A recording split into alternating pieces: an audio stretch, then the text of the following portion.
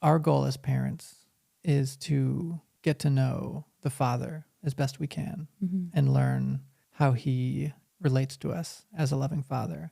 And then ask the question, well, what does that mean for me towards my kids? Right. And how can I take his methods and implement them in our parenting?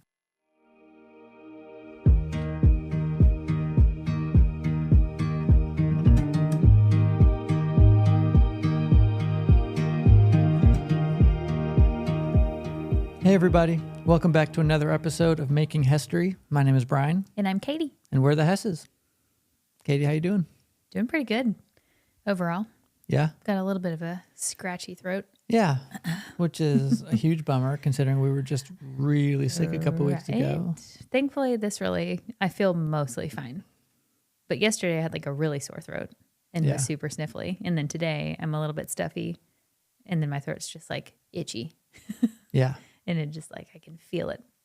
I don't know. It's weird. That is weird. But I'm not accepting being sick. So it's just not happening. Right. I'm in denial.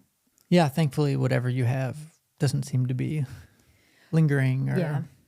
I think it's a quick, just normal cold passing through. Maybe it's like a weather change thing because it got so warm so quickly. Right. Because Izzy got it first. And so I don't know. I mean, she seems extra sensitive to whatever is coming around. Yeah. She is always the one to get it. Yeah. It seems. That's true. And so if it's that, then she's the one who gave it to me. Yeah. I was texting friends and I was like, I think maybe she coughed enough in my face that it transferred or sneezed on me one too many times. She has not mastered the like always covering with coughing and sneezing. Most of the time, she's pretty good. Yeah. But every now and then it's like, like no. Yeah, kids are great at that. Oh, yeah. All those memes of like, like a fish, like with its mouth wide open. Like the kid that just comes and coughs on your face and doesn't say anything. Right. Speaking of coughing, mine seems pretty much gone. Yeah. For the most part. I'd say 95% gone. Right. Which is amazing, really, for you. Because this is like record time. Right. Coughing usually is like half the year for you. Yeah. I'll have a cough for 2 or 3 months. So, I'm pleased about that. Yes. Get it out of here. Yeah. So we don't have, again, a whole lot to recap for this week. Mm-mm. It was fairly uneventful again. Yeah. But we do have another question. Yes. For our listeners to get to know us a little better. Get to know you question. So the question this week is, what is your favorite movie? Favorite movie. Man, this is always a tough one because I feel like I have like seasonal favorites. Yeah. That like, I'll get in a phase and I'm like, oh, I forgot about this movie. This is my favorite movie. Mm-hmm. But, which I guess probably tells you that might not be my favorite if I forget about it. Sure. But one movie that like I look forward to watching probably the most every year. Okay. This is a seasonal thing, but is The Holiday. I knew you were going to say The Holiday. Okay. It's just such a good, like, feel good, dreamy movie. It's funny. It's charming. It checks all the boxes for me. Yeah.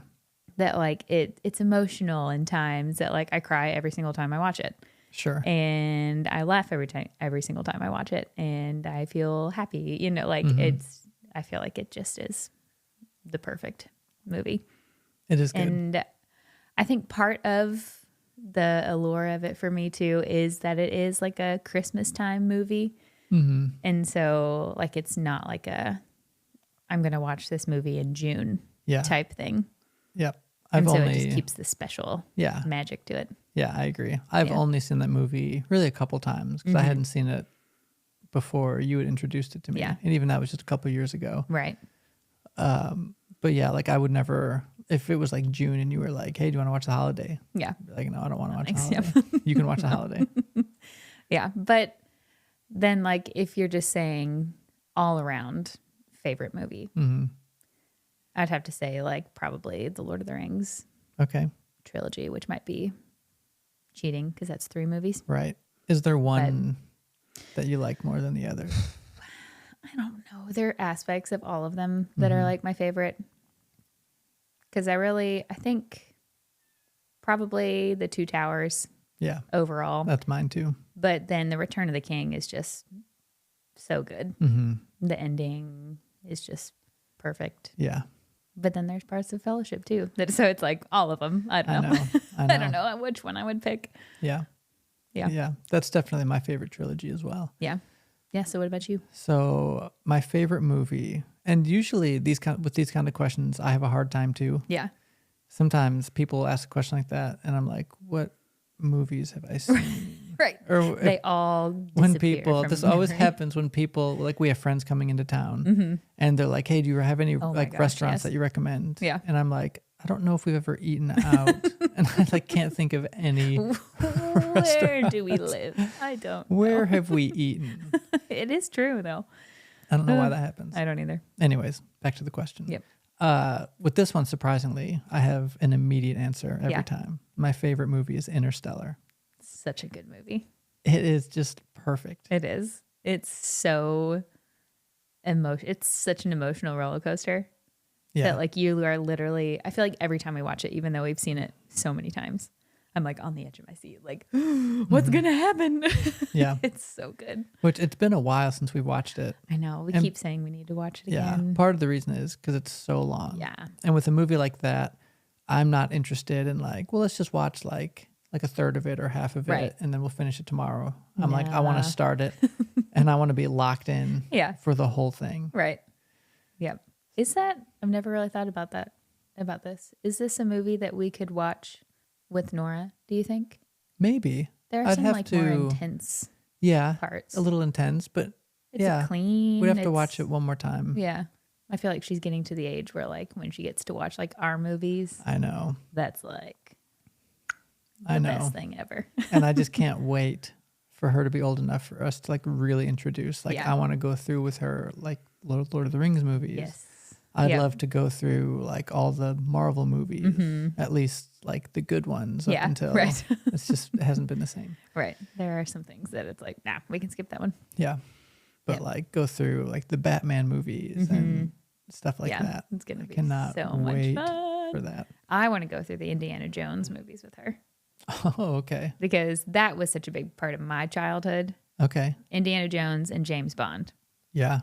Which looking back at James Bond, I'm like, maybe I shouldn't have been watching those movies. Maybe. But it was so different, though. I feel like scandalous movies then were like different than scandalous movies now. They were. But they were still, I think those ones... Maybe it's just because I grew up watching them. Yeah. It just feels different. So here's what's so interesting. This is so random because I was literally thinking about this morning and I don't even know why. But it's so interesting how as you have multiple kids, you just can't recreate the same experience or hold the same maybe levels of, I don't know if expectation or what, because... And I've heard it said this way, and this is a really good way of looking at it, that when you have one kid, they are doing and saying and like telling age-appropriate jokes and things. And so Nora is 7, and she is doing age-appropriate things for a 7-year-old. She's telling 7-year-old jokes. She's watching 7-year-old things. And Izzy is about to be 4. Yeah. And actually, as of... Today? A week? Yeah. Well, saying? I was going to say when this episode this episode will come out on her birthday. Oh, that's right. So happy birthday, Izzy. Happy birthday. It's like we practiced that. Yeah. Happy birthday. But Izzy is, she's about to be 4 and she is telling 7-year-old jokes because she has a 7-year-old sister. That's true. And so she is, she's exposed to 7-year-old things. When Nora was not, when she was 4. Right, yeah. And Ollie is 7 months, and he's going to grow up with a sister that's 6 years older than him. Yeah. And so when he's 5, Nora will be telling him 11-year-old jokes. Yeah. And, and true. so it's just like, you just can't really like hold the same standard. Right. because you just can't necessarily like stop that from happening. Right. You can't shield everything because then you would have to keep your kids in separate rooms at all times. Yeah. Which is just, obviously not going to happen unless you're crazy. Right. And like Ollie will be around Izzy and her friends, and he'll see Nora and her friends. And I think that comes back to, you and I are the youngest in our families. And so I can guarantee that we were exposed to things at a younger age than our older siblings were. Yeah, they were exposed to those things probably in small doses, just like being around church people, around just people out in public, but not like a consistent influence of older kid. Right. Yeah. And I also wonder too if there's an element of like, it seems like parents just get a little more relaxed in kind of every area the more kids you have. Oh, big time. Yeah. And so like I'm wondering if we just start to make more justifications for why something is okay now for the youngest that wasn't okay. Right. Because like I grew up, and this is a running joke with our friends. Yes. But I grew up in a Seinfeld family. Yep. So I grew up on Seinfeld. That was our nightly routine. Yep. We knew when it came on every night. Yep. We had, this was before like DVDs or anything. So we would record it on VHS every night. And so we had a box of like 12 VHS tapes filled with just Seinfeld reruns that we would tape. And then they came out on DVD. It was like, well, we don't need these anymore. Yeah. What did you do with them? What happened to the VHSs? I am sure they got thrown away. Yeah. There's a small possibility they are existing somewhere, like in my parents' garage or in the attic or something, which I would love, honestly, just love if that was the case. That would be amazing. But like I grew up on a Seinfeld, and I doubt when my oldest brother was, 6, 7, he was watching something of that caliber. Right. Yeah. Yeah, because Seinfeld has some moments too where it's not necessarily geared towards children. No. A lot of it, most of it went over my head. Sure. Yeah. And there is probably a level of that too, that it's like, oh, well, they're not going to get it. Yeah. They're not going to understand this. Yeah. Yeah. And I wonder too, I don't necessarily think that it's all bad, that parents kind of ease up as children come.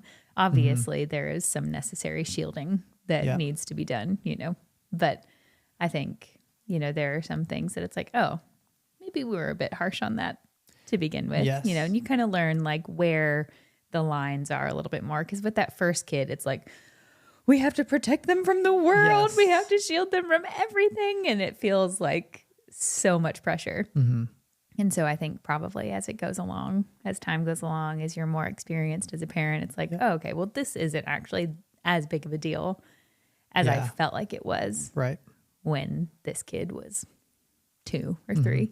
Yeah. Yeah. But of course, there's still those things that you want to protect your kids' hearts and minds from. Yeah. It's just interesting to think about how the more kids you have, the more it just changes the dynamic. Right. And you find yourself justifying new things and changing your own standards and allowing younger kids to do things that your older kids weren't allowed to do at that age. Yep. But anyways, that's not what this episode's about. That's not what this episode's about. But that was just a freebie. About it for a little bit. It was a free mini episode. There we go. Okay. Let's go ahead and jump into our topic. You okay? Little throat bubble. That was like Gollum just came out that way. Just a little junk in my throat going on. It's all right. Okay. It happens. I have that 100% of the time. Yep. It's just all the time. Okay. So last episode, we talked about self-control. We talked about my favorite verse on self-control in the Bible, which doesn't actually mention the words, but it gives us a glimpse of what like the peak self-control looks like. And it's Romans 8:38 and 39. And I'll paraphrase that. Nothing in the world can separate us from God's love. Angels or demons or height or depth or anything in all creation. Nothing can separate us from his love. And when I read that, that tells me that he's in absolute control of his love, because if we could do or say anything that would get him to stop loving us, then we would be the ones in control of his love. But we're not, because we can't. I can't do anything to make him stop. Yep. He says yes to love all the time. Yep. And he never says no. Yep. So we are going to sort of continue that topic. We're going to keep talking about that, but our listeners know at this point because they're listening to this episode. But the title is The Lies We Believe, because there are a few lies, and I think we'll probably gear this towards parenting, but I also feel like most topics that we talk about are just applicable to life. Right. Yeah. These things can apply to other relationships, marriage, friendship, coworkers. Yeah. Right. I mean, if you think about parenting, really, it's just a way more intense form of every other relationship that you've ever experienced.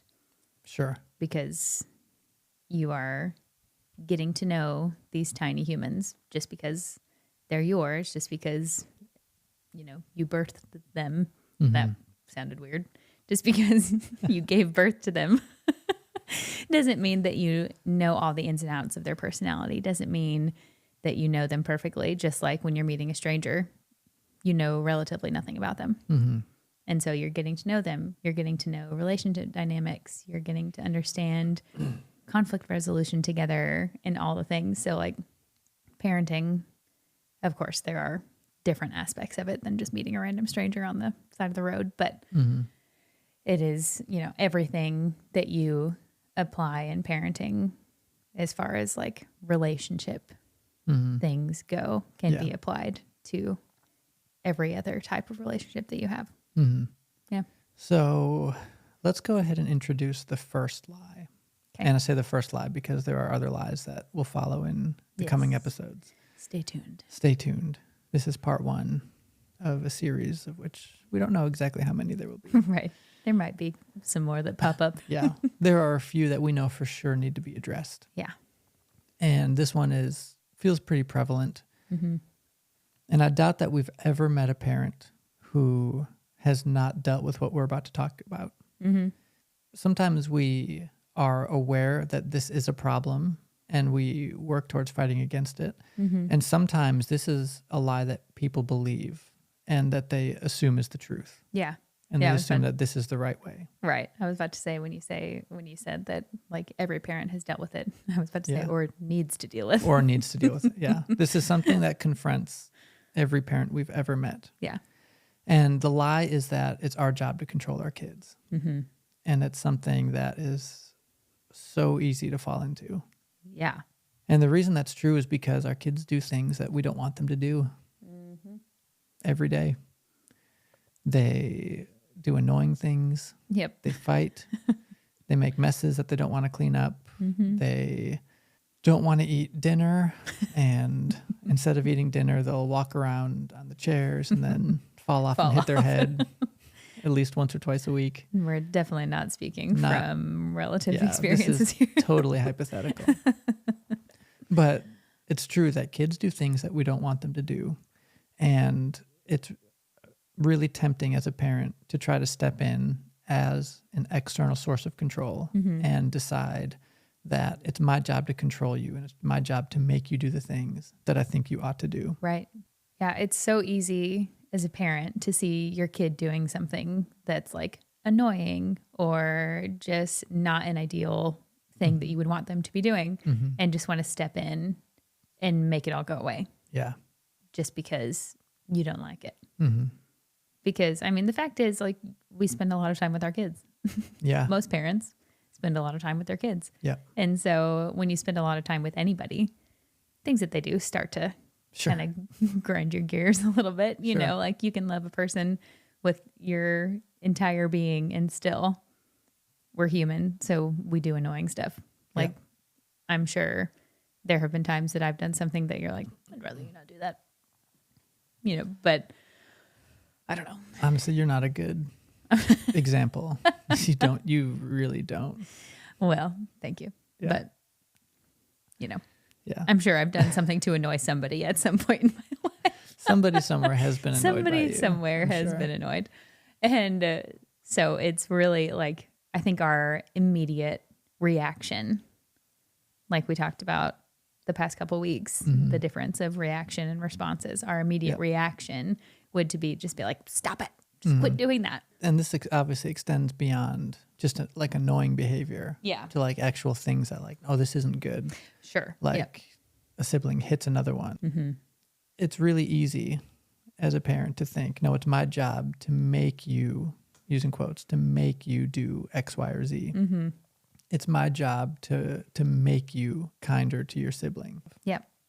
And it's just not true. Yeah. It's not ever true. It is not ever anybody's responsibility to control another person. Mm-hmm. And that's even a phrase that people will like throw around, like, hey, would you control your kids? Yeah. Or how often have you heard somebody say like, man, like that parent just cannot control their kids. Mm-hmm. But the degree to which we are successful at controlling our kids, I think, is the degree to which we deprive them of actually like learning how to live and operate in the freedom that they were born into. Yeah. No, that's a good point. So like if somebody were to tell me like, hey, like you're not very good at controlling your kids, mm-hmm. I'd be like, that's Thank huge. Thank you.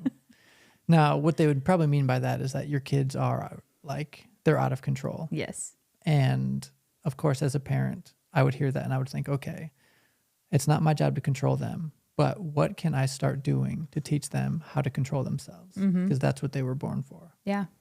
Yep. Learning how to navigate decisions in their lives to create the best outcome for everybody involved. Mm-hmm. Not just themselves, but also being aware of, okay, what are my circumstances? How can I navigate this to the best of my ability to create something positive around me? Yeah. Whenever we talk about this topic, I am always just in my head thinking about a scene from The Office where, so Andy Bernard, he comes back from anger management after he punched a hole in the wall. And he comes back and, you know, his name is Andy. Yeah. And he walks in the office. Jim goes, hey, Andy, how you doing? And he goes, oh, it's Drew now. And Jim is like, I'm not going to call you Drew. And Andy goes, okay. He goes, I can't control what you do. I can only control what I do. Yep. And that's like one of his like anger management tools. Yep. But it's true. Absolutely. That's true. Yep. We can't control what our kids do. We can't control what our spouses do. We can only control what we do. And it's actually in learning to control yourself that you are best able to lead your kids into a place of self-control where they are able to control themselves. Yeah. And actually be responsible and make good choices without the need for an external source of control in the form of a parent. Yes. Right. And that's when you see their success as a person, when they are out from under your wing. Yeah. And they're out there making good decisions for themselves. They're problem solving. They're able to see, okay, I could go this way or I could go this way, but this is the choice that I'm going to make because A, B, and C. They've actually analyzed what's going on around them so that they're able to like make a good choice. Yeah. Knowingly and not just like, nah, I'll just do this. Yeah. And kids who grow up in a really controlling environment, they just don't learn how to take responsibility for themselves. They don't learn to think through, how will this choice affect me? How will it affect other people? And like, what are going to be the consequences of this choice, of me doing this, of me saying this? And good and bad consequences Good too. and bad, yeah.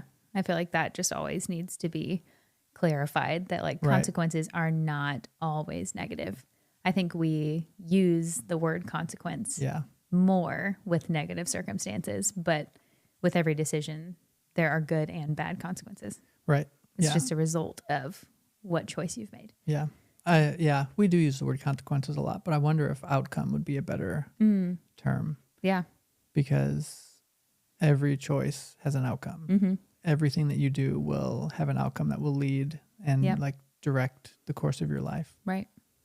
We've talked about a lot of this in like earlier episodes, but this is just something that I think we need to, as parents, always be thinking about. Yeah. Because these are like the most common traps and pitfalls that we can stumble into. Yep.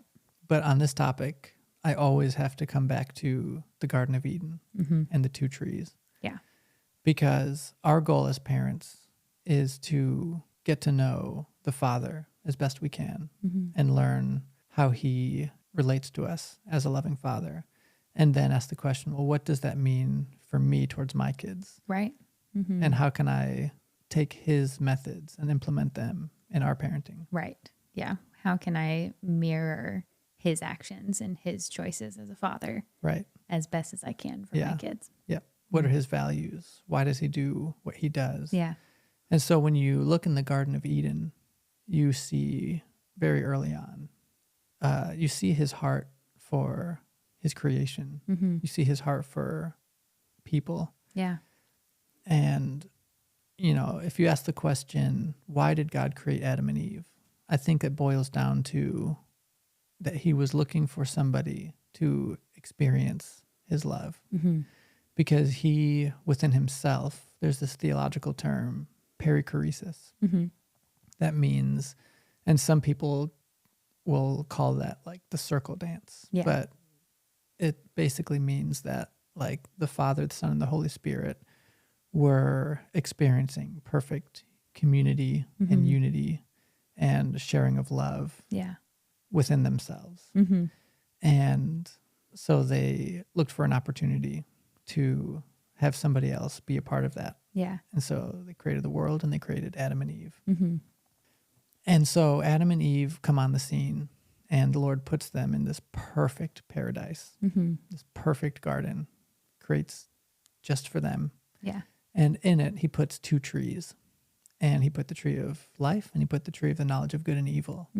And it's easy to read that story and think, man, I wish that second tree would have been somewhere else. Right. Way up high on like a super steep mountain, hard to get to. Put it somewhere where people just wouldn't have found it. Right. But it was absolutely necessary that he created both trees. Yeah. Because the Lord's desire for them was that they would be both the recipients and the extension of his love, that they would receive his love, that they would love him in return. Yeah. And then that they would carry his love, his goodness, and ultimately his kingdom and spread it to the rest of the world. Right. That was their mandate. Yeah. And the thing about love is that love by definition is to will the good of another. And if love is to will the good of another, then love by nature requires a choice. Right. Yep. That can't exist without choice. Yeah. Yep. Without a will, you just can't love. Love, like you said, it ceases to exist. Yeah. So God created people. He wanted there to be it's a continual flow of giving and receiving love. The way he knew that within himself. Yeah. He wanted us to be a part of that.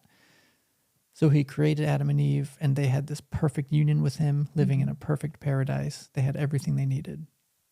But the only way that they would be free to choose to love him or even to obey him is if they were equally as free to disobey him. So he didn't create an environment of control. He created an environment of freedom. Yeah. And so he put the two trees there, and he said, don't eat from that one.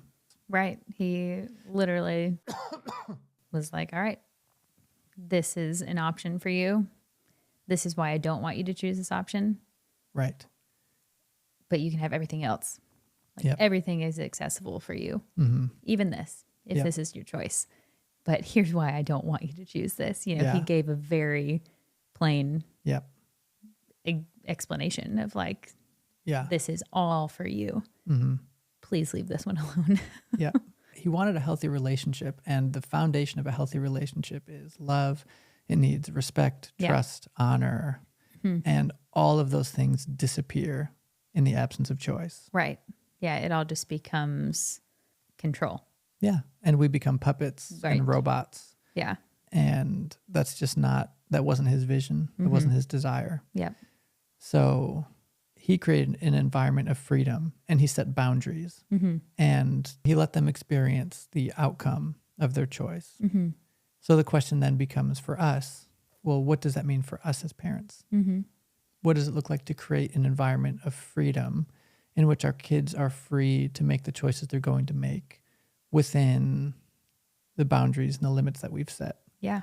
And how do we as parents go through life letting our kids fail and make mistakes, not letting it affect our love for them, and using their choices and their mistakes and their failures as opportunities not to control them and try to make them do what we want them to do. Yeah. But to teach them self-control and to teach them the value of responsibility and making better choices. Yeah, absolutely. Yeah. I feel like it's one of the hardest things as a parent. And I know we've only scratched the surface because we just have young kids. Right. But allowing your kids to fail is super tough. Yeah. Because most of the time, especially with our aged kids, like we can see the mistake coming. You know, it's like, okay, if you're going to jump off of this thing, that's probably going to hurt, you know, but like if you are, you know, of course, if they're going to jump off of like a super tall thing, we're not going to let them jump and break their legs, you know, but if it's just like a minor thing, we'll let it happen. You're like, you can try that. Yep. But I'm going to let you know, it's probably not going to go super well. But even like allowing those things, it's just like, oh, you're like bracing for the impact. And I can only imagine that as our kids get older, that it's going to be really challenging, you know, because we've lived through, as parents, we've lived through those things. We've made the wrong choices. I know I had to learn the hard way for most things, you know, where I made choices that were not the choices that I think my parents would have preferred me to make, but I did it anyways because I'm stubborn and I wanted to. And then I came back and I was like, you were right. Yeah. You know, and I think I have seen those times even more now being parents ourselves, you know, you see how much work goes into parenting when you become a parent yourself. For sure. And how much grief I must have caused my parents, you know, like, like there have been multiple times where I've texted my mom and been like, I'm sorry, or thank you for doing all these things for me.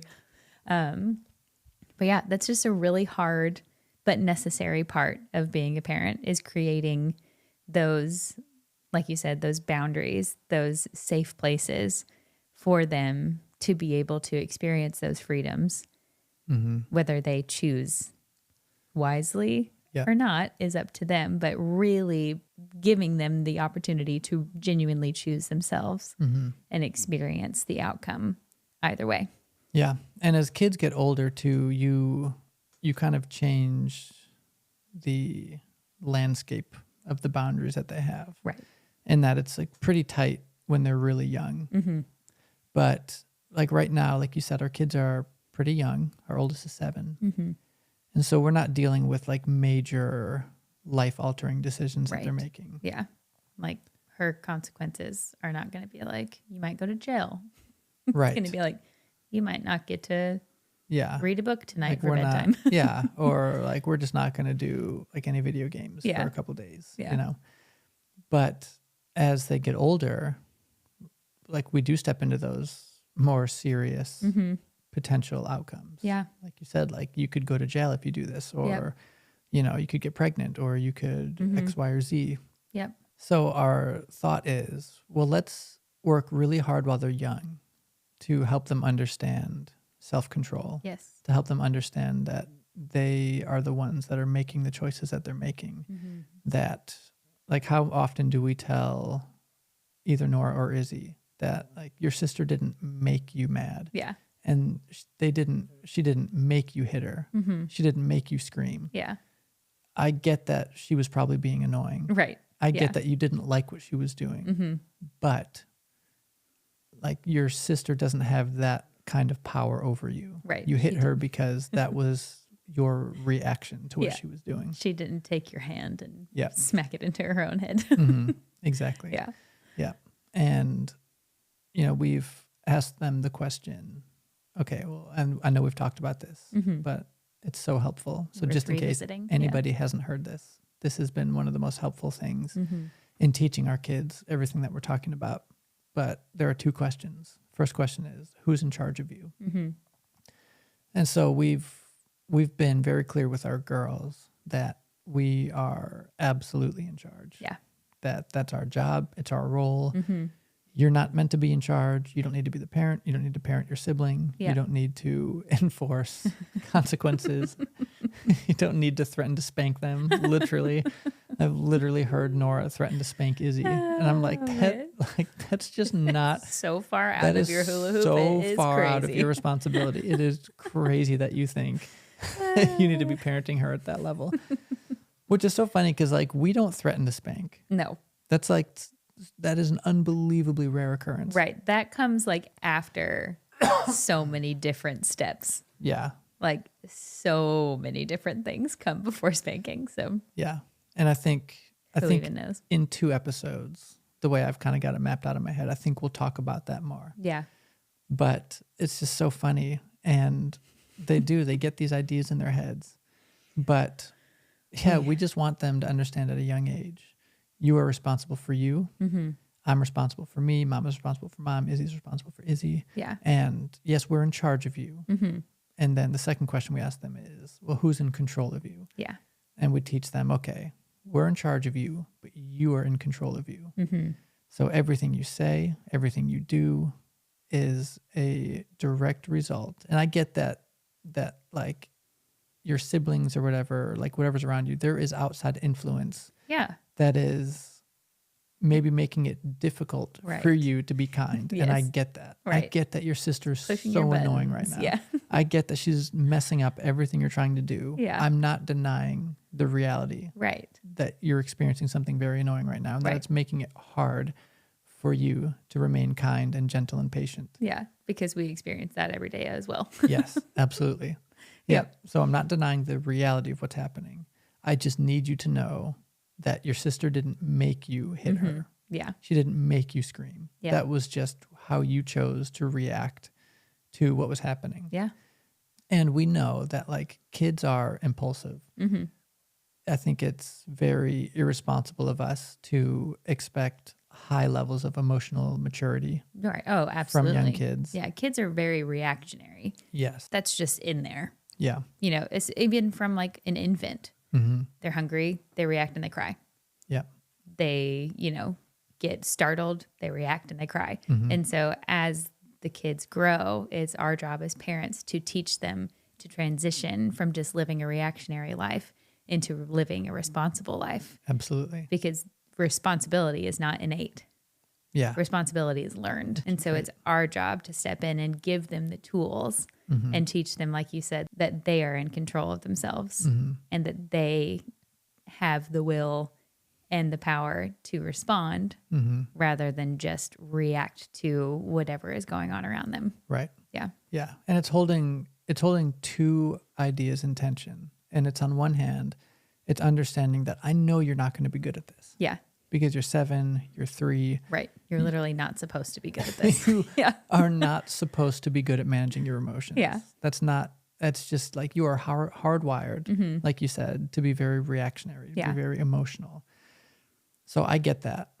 But I also want to balance that with the reality that it is our responsibility to lead them as they get older into greater capacity and ability to control themselves. Absolutely. Yeah.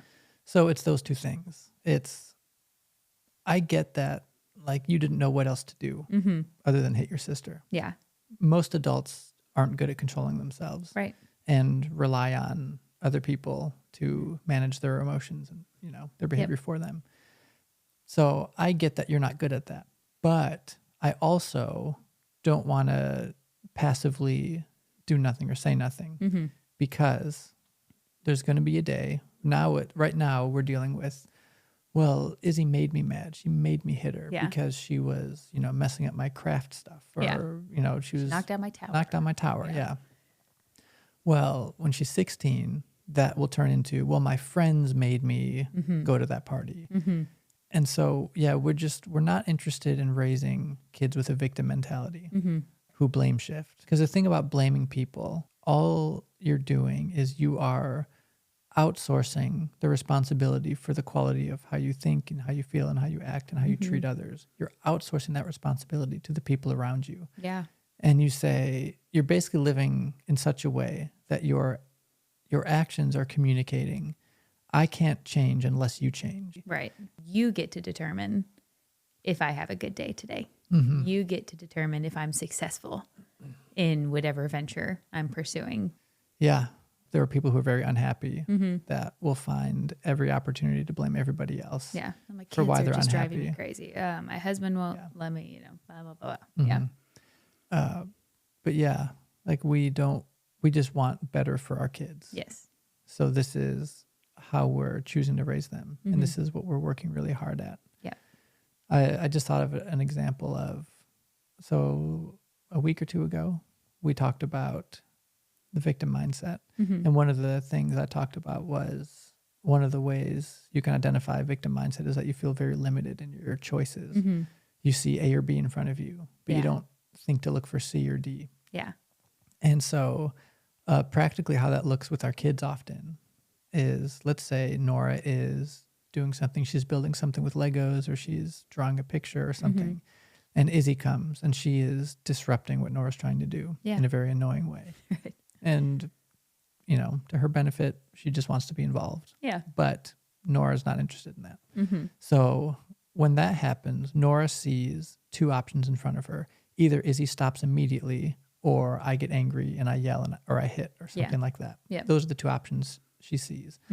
And so what we've been working really hard with her on is identifying option C, which is, what if you approached Izzy with a different tone? What if you didn't immediately jump to yelling at her? Yeah. But what if you posed, and we've even like practically given her like some, almost like a script to use. Because what I say with Izzy all the time is, if I need her to do something, I'll start with, hey, can you do me a favor? Yeah. Because that works so brilliantly. Yes. And it's like, oh, I get to help. I get to help Dad, or I get to help Nora. And I get to help whoever it is. Totally shifts how she thinks about what I'm about to ask. Yes. Because even if it's something as simple as like, I need her to put her shoes on because we're trying to get out the door. Right.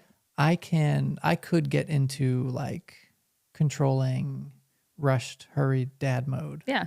Where I just start barking orders. Izzy, put your shoes on. Yeah. Well, we know her well enough to know that that doesn't work with her. It does not. Very well. And it often produces the opposite outcome. But we've learned that if we will pose it as an invitation to be helpful and responsible. Hey, Izzy, can you do me a favor? Can you put your shoes on? Yeah. It's usually like an instant response. Yes. She'll just do it right away. Because she feels like she's a part of something, like she's being helpful and she's makes her feel big and old. Yeah. Yep. So we've tried giving that language to Nora and it's not quite like sinking in yet. Right. But we're just trying to equip her practically. Like, hey, here's option C. You don't have to yell at her. You don't have to hit her. Yep. She's probably not going to stop immediately, especially if you yell. So here's option C. Change your tone. Approach her very gently. Ask her, hey, Izzy, can you do me a favor? Yeah. I'm working on this. Could we, whatever, Can you color a picture for me over here so I can't see it? Just like finding these creative solutions that still include her, but maybe remove her from the situation at hand right there. Yes. But giving her a space to still feel involved, to still feel loved and seen, because she has such a desire. And I think this is most kids, especially like younger siblings with older kids. I feel like older kids could be like, I can do stuff by myself all day long and like, I'm good. As long as I have mom or dad, like we're fine. But younger siblings, I think, have a dynamic or they have a desire to be involved with what their older sibling is doing. I know I did growing up. I was like, it just feels so grown up. It feels so exciting to be involved with your older sibling, because just for the fact that they're older, honestly, it just feels grown up. Yeah. And so ways that like we can still allow Izzy to be involved, but not like right in there is just like key for her. And I think that can apply to most younger siblings too. Yep. That like just give them their own thing to be doing that is like what their sibling is doing or like what you're doing as a parent. But if you need to get it done without them directly involved, have that outlet. Like, you're still here, but we're doing our own thing still. Yeah. And it takes a while for the stuff to get ingrained in our kids' heads. Yeah. Because like you said before, responsibility is not necessarily like an innate thing for everybody. It's a learned trait. to learn skill even. And we're just kind of chipping away. Yep. Little by little. Yeah. And I think with kids especially, repetition is so key, and patience in that repetition, because, I mean, how many times have we, I mean, like you said, we have said it over and over again, like, here's option C with Izzy or with whatever it is that you're doing, you know, like, because it's not always Izzy that frustrates her. Sometimes she gets frustrated with just because what she's doing is not turning out the way that she wants it to. But on the outside, as a parent, you can see a clear way out. But in the moment, I mean, even as an adult, like, when you get stuck in a certain thing that you like, you have a vision for what you're doing, but it's just not turning out the way that you want to. It's really difficult. Like, you have to really take a step back to evaluate what's going on to be able to see option C. Yeah. And so for a kid, like, how much more difficult is it to see? Sure. So, like, as a parent, we can do our kids a favor by saying, like, hey, like, have you thought about this? Or I wonder if this would work. Because with Nora, there have been multiple times that, like, I've said, okay, well, how about you, like, what if you try it this way? She's like, no, I don't want to do it that way. I'm like, okay, that's totally fine. Totally up to you whether you want to try that or not. But it seems like you're getting frustrated with this way. Here's this option. Take it or leave it. Right. And then most of the time she ends up at that option that I gave her, whether it's with tears or without tears is up to her. Yeah. But yeah, so repetition, like, you're going to find yourself, especially as a parent, having the same conversations with your kid over and over and over again. Yeah. But I mean, we can speak to that working, because there have been so many times where it's like, this just does not seem like it's clicking. Like, I know this is the right way to go. I know this is going to be the best way to, like, teach them, but, like, why isn't it sinking in? And then all of a sudden one day it's like, and they just get it. And so I think it's just a matter of being willing to stay with it. Yeah. With them in those times of, like, okay, I'm going to tell you the same thing that I just told you yesterday, or I just told you 5 minutes ago, because that is a value for us. And so I'm going to stick to it. And when they see that you're serious about it, that you actually mean what you say, then kids want to please their parents. Yeah. Whether you're a good parent or not. Like, kids want to please their parents. And so when they see that, like, something is important to you, eventually it'll kind of sink in, like, okay, I understand why this is such a big deal for mom or for dad. And so one day it'll seem like all of it just, like, falls into place. Yeah. Yeah. And we need to wrap this up, but I'll close with this, that I do think it's really helpful to be, like, consistent and repetitious in just, like, offering these different tools, offering these different choices, offering scripts even for your kids to try out. Yeah. That will produce the outcome that they were hoping that their outburst would produce, but isn't. Yeah. But I think the best thing that we can do is to just model for them the very thing that we're trying to get them to do. Yeah. And, like, again, we don't do this perfectly, of course, but the best thing we can do to teach Nora, or to get it instilled in her, this idea that, like, yelling at Izzy isn't the best way to motivate her to do what you want her to do. Yeah. The best way to help Nora get that is to just show her by interacting with Izzy in the way that we want Nora to. Yeah. Yeah, because kids are very observant. Yeah. And they'll see, oh, that worked really well. And I think maybe I should try that. Yeah. And sometimes, because, like, Nora she's so smart and observant and aware that she will, like, actively think about the way people are doing things. Yeah. She'll see people at the store, and maybe in a second you can tell the story of you were recently at the store with Nora and you saw a parent who's having a tough time. Yeah.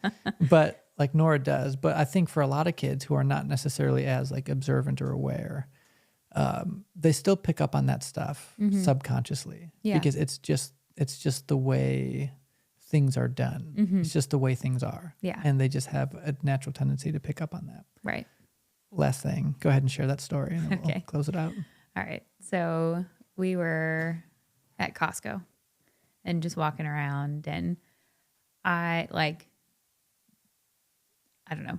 Stores are one of my favorite places to observe people because it's just, there's so much going on. Yep. But anyways, we were walking around and we were kind of like, it was almost like we were following this one mom with her kids. And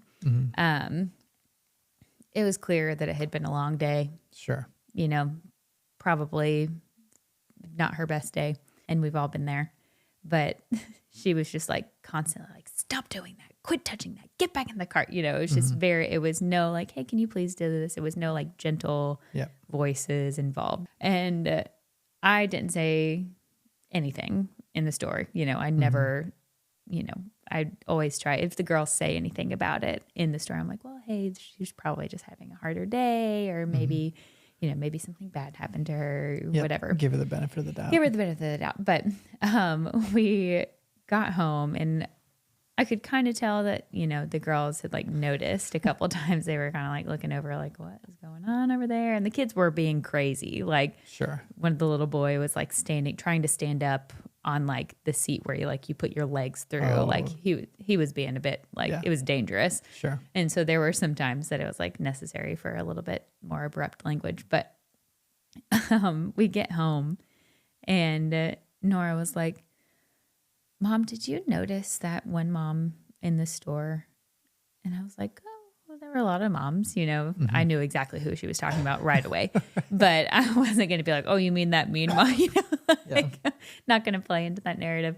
And I was like, well, there's a bunch of moms like with kids. Like, who are you talking about? And she's like, well, the mom who was being like really mean to her kids and like yelling a lot. And I was like, oh, yeah, I think I know who you're talking about. And again, I said, like, she's probably just having like a really hard day. And she was like, I'm just really glad that you aren't like that with us, that like you don't talk to us that way. And I was like, thank you. I was like, there are definitely times, you know, like I'm not perfect. I was like, you know that there are times where I have talked to you like that. You know, I always try to show her like, hey, we're all human. Yeah. We all make mistakes. It's just our responsibility to clean it up. And I was like, but there are, you know, it's like those times that I am like that with you, like, what normally happens, you know, after that, and like we apologize and do all these things. But yeah, kids, all that to say, kids are watching. They're paying attention. Yep. And I can't remember. That memory is a bit fuzzy now. So if I said something else, did I say anything else that? No, that's exactly that how I told you. It, yeah.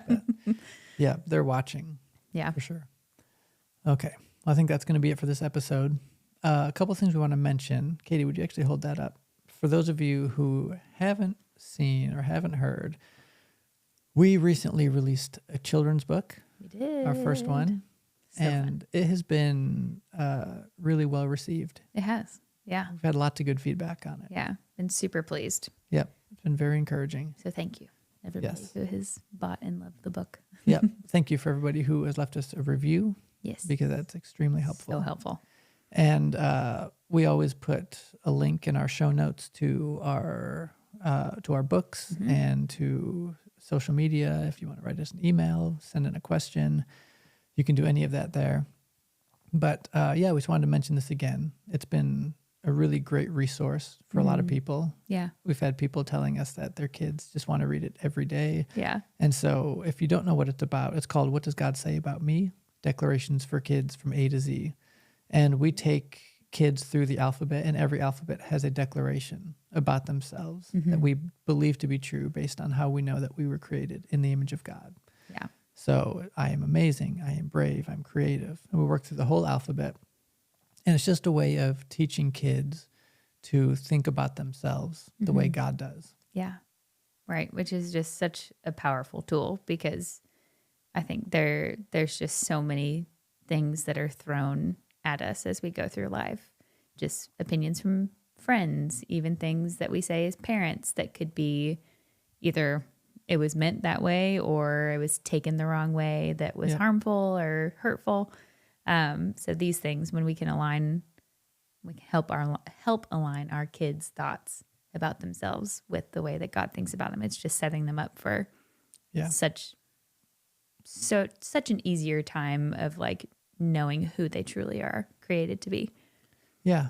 By the time our kids are around 7 years old, they will have formed their core beliefs about their identity. Yeah. So we thought, let's write a kid's book targeting young kids and help them build a foundation of thinking good and true things about themselves. Yeah. So that by the time they're 7, they don't have an uphill battle in front of them, right, trying to discover the truth about who they are and believe in that truth. Yeah. They're already agreeing with what the Lord says about them. Yeah. Rather than having to be like, that doesn't feel true. Now I have to work to remove the lie and believe the truth. Mm-hmm. Yeah. Here's a little sample page of the inside too, if you want to see. Super cute little illustrations. Super cute. Yeah. We're pleased with it. Yes. And I just want to say to everybody who is watching this on YouTube, if you would do us a favor, a really big favor, if you could like this video and subscribe. That is a very small thing that helps in a very big way. Mm-hmm. And if you were listening to this podcast on any audio platform, Apple, Spotify, anywhere, if you could do us a favor and leave us a review there, that is also a very small thing that helps in a very big way. Yes, it is. Okay. Appreciate it. Well, that's going to be it for this episode. Once again, my name is Brian. And I'm Katie. And we're making history. We'll see you next time.